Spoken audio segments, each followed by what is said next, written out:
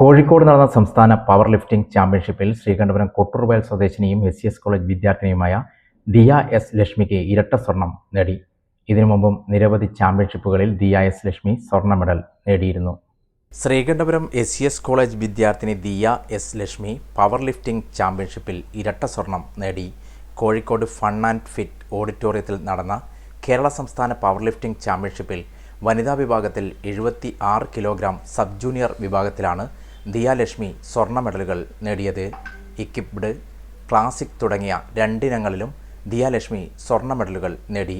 2024 കൊച്ചിയിൽ നടന്ന power lifting ചാമ്പ്യൻഷിപ്പിലും 2024 തന്നെ ആലപ്പുഴയിൽ നടന്ന ഓപ്പൺ പവർ ലിഫ്റ്റിംഗ് മത്സരത്തിലും ദിയ ലക്ഷ്മി സ്വർണ്ണ മെഡൽ നേടിയിട്ടുണ്ട്.